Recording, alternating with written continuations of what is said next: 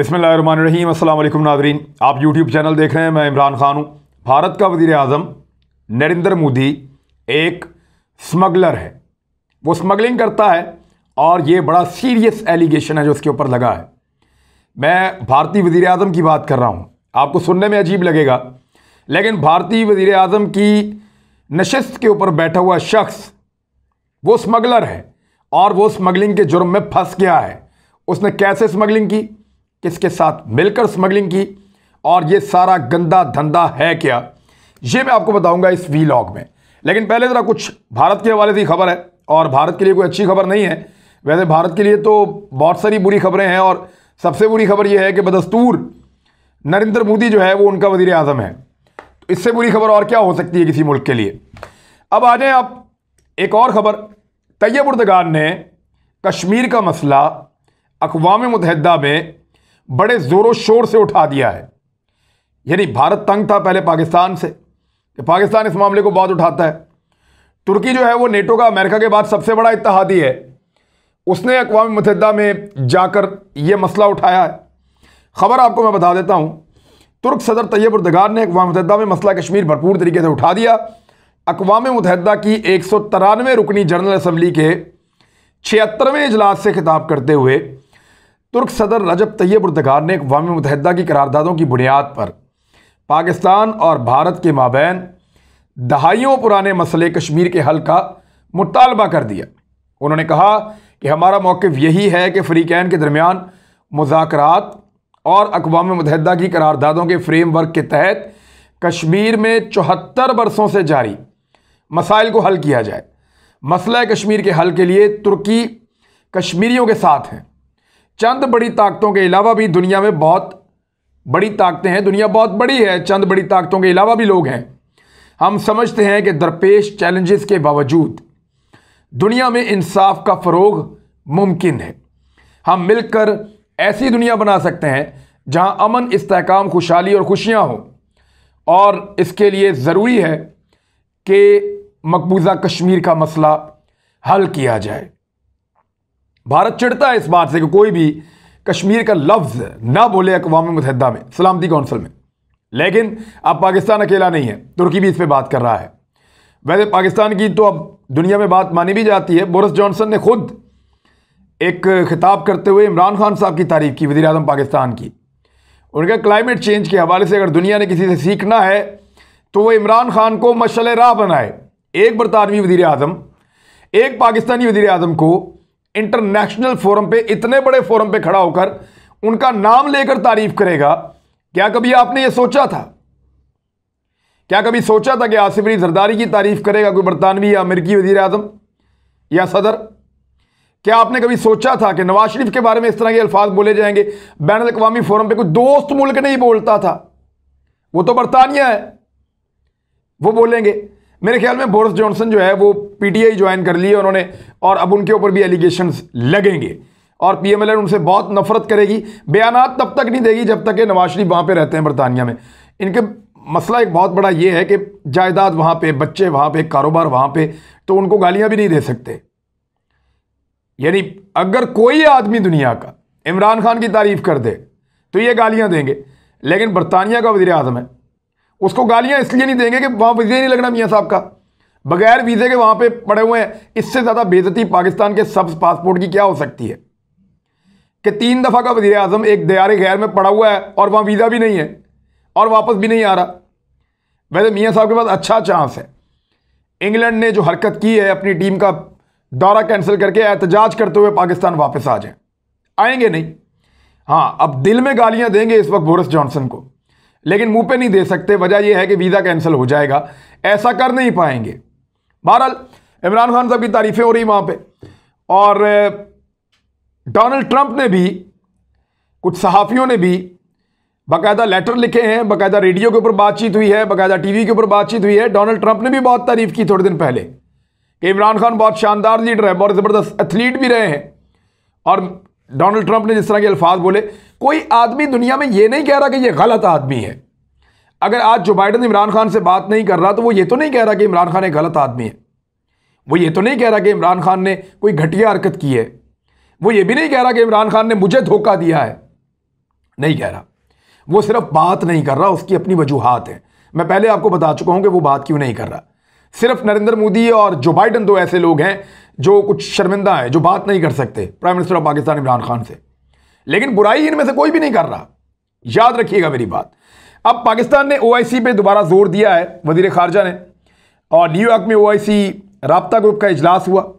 उसमें वजीर खारजा शाह महमूद कुरैशी ने कहा कि मकबूजा कश्मीर के मजलूम अवाम अब ओआईसी और उम्मत मुस्लिमा की तरफ देख रहे हैं। उन्होंने शुरका से दरख्वास्त की कि वो इस मसले को अक़वाम मुत्तहिदा के तमाम मुतल्लिका फोरम्स जो हैं बशमूल जनरल असम्बली और इंसानी हकूक़ कौंसल वहाँ पे उठाएं। तुर्की ने उठा लिया। अगर दो चार मुल्क और बोलते हैं, पाकिस्तान बोलता है बड़ा गरज के, अगर पाकिस्तान बोलता है और साफ अल्फाज के अंदर कहता है, मुतालबा करता है, तो ये बात बहुत आगे चली जाएगी।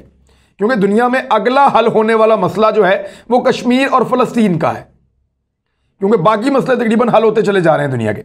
वज़ीर ख़ारजा ने भारतीय फोर्सेस की पैलेट गनों के इस्तेमाल, कश्मीरी सियासी रहनुमाओं को कैद करने, बच्चों और ख़वातीन को अगवा करने, जाली इनकाउंटर्स, गिरफ्तारियां, मकबूजा इलाके में भारतीय फोर्सेस की कश्मीरी नौजवानों के कत्ल में मुलव्वस होने की उन्होंने मजम्मत की। और वो जो डोजियर है वो सबको दिया और ये बताया कि पाकिस्तान ने ये सारे हकायक दुनिया के सामने रख दिए हैं कि वो क्या कर रहा है भारत कश्मीरियों के साथ। लिहाजा आप इन डोजियर्स को पढ़ें और जहां तक आप भी इस आवाज़ को पहुंचा सकते हैं, आप भी इस आवाज़ को लेकर जाइए। ये पाकिस्तान ने मुतालबा किया है ओआईसी के तमाम मुसलमान ममालिक जो वहां मौजूद हैं उन सब से। अब आ जाए नरेंद्र मोदी के मामले पे। मैंने आपसे कहा था वो स्मगलर है, लेकिन उससे पहले वो और बहुत कुछ है। तमाम बुराइयों की जड़ इस खित्ते में इस वक्त नरेंद्र मोदी है। गुजरात का किसाई कौन? नरेंद्र मोदी। 1000 से ज्यादा लोग मारे गए थे, मुसलमान मारे गए थे, और उसके लिए न्यूयॉर्क में उसको समन भी जारी हुआ और वहां पे उसको बाकायदा एक दौर था, पाबंदी थी ट्रेवल करने के ऊपर। बाद में वजीर आजम बन गया। तो ये नरेंद्र मोदी है, गुजरात का किसाई। न्यूयॉर्क की अदालत में अभी एक और केस चल गया है। हालांकि कुछ पॉलिटिकल मामला ऐसे हैं कि वो जाएंगे तो नहीं, लेकिन वहां की एक अदालत ने नरेंद्र मोदी को फिर समन भेजा है।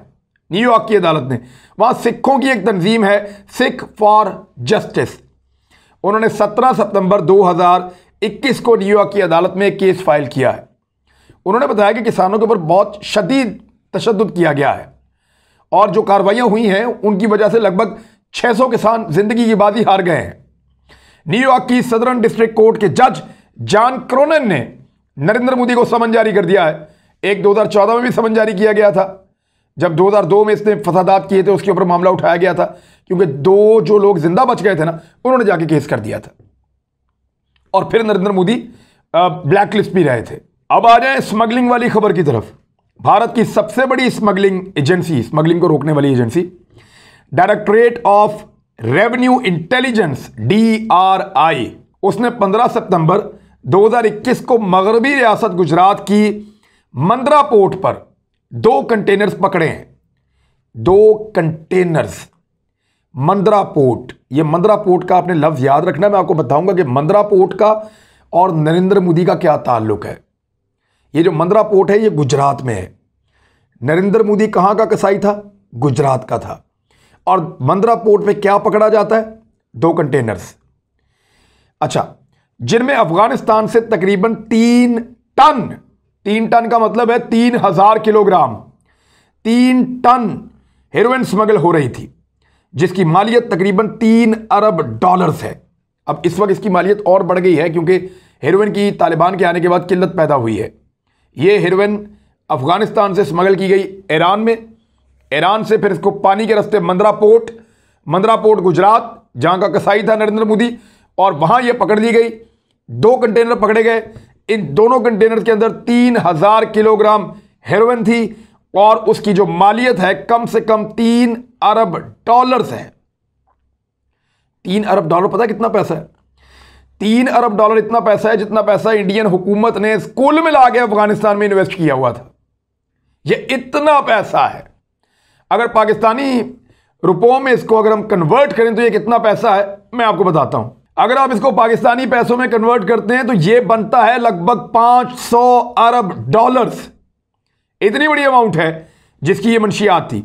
और इस सिलसिले में 2 अफराद को गिरफ्तार किया गया है। यह कंटेनर अफगानिस्तान से ईरान और फिर भारत पहुंचे थे, जिनको नीम प्रोसेस्ड टॉर्च पत्थर करार दिया गया था, यानी एक धोखा देकर ला रहे थे।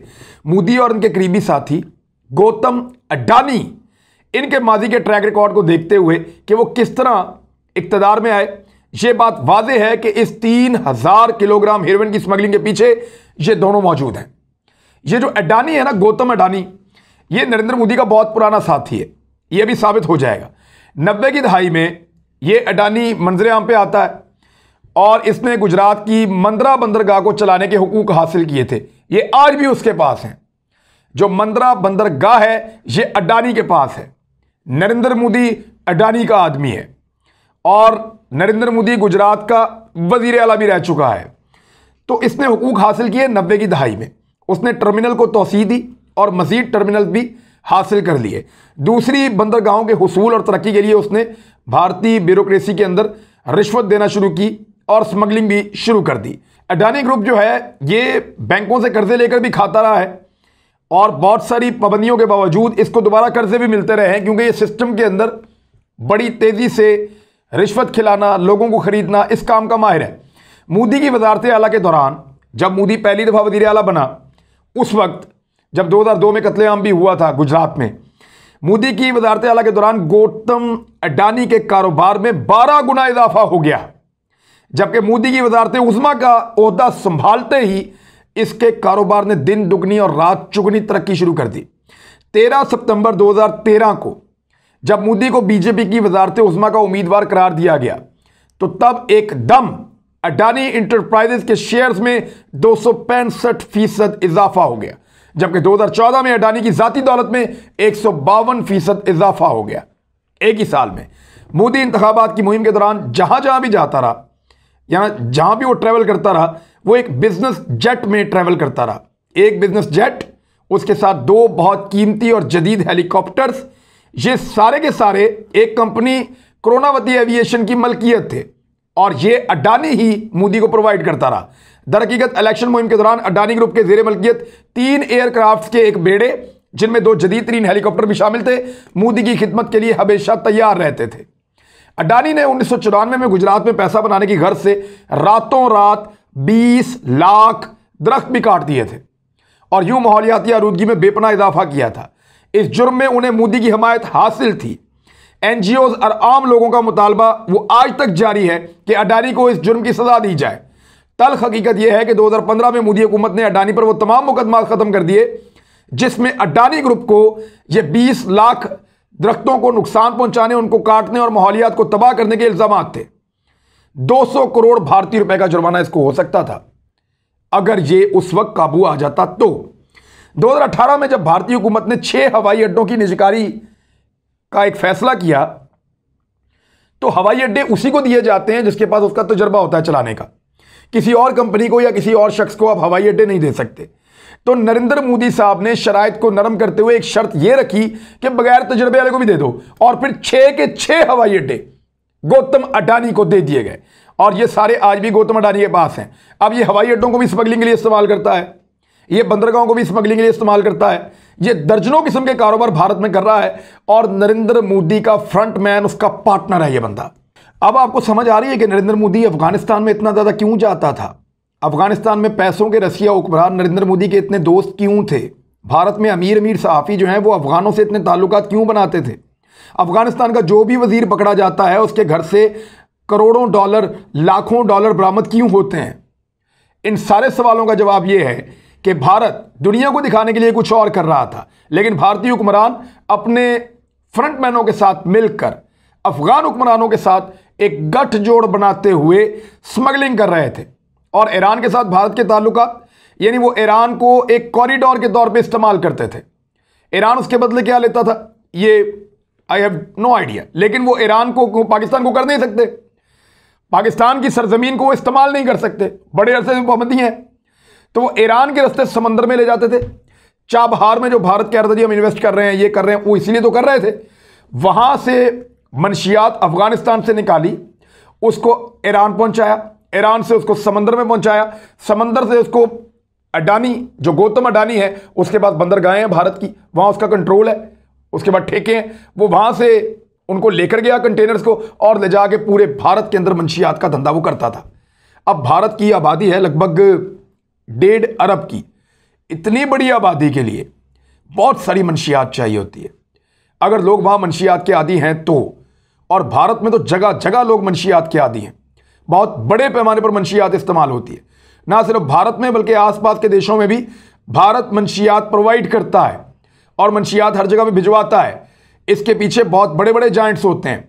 मैंने आपको पहले बताया था कि CIA के ऊपर यह इल्ज़ाम है, जो अमेरिकन इंटेलिजेंस एजेंसी है, कि वो अपनी आमदन का एक बड़ा हिस्सा मंशियात और दीगर चीज़ों की स्मगलिंग से हासिल करती है। इसी तरह भारतीय वज़ीर-ए-आज़म नरेंद्र मोदी और उनके फ्रंटमैन मंशियात के जरिए से कैसे पैसा कमाते रहे, ये बात अब खुल चुकी है। लिहाजा ये चीज़ें आई थी, मैंने आपको रिपोर्ट कर दी है। अब तक के लिए इतने, अपना ख्याल रखिएगा, अपने इस चैनल का भी। अल्लाह हाफिज़।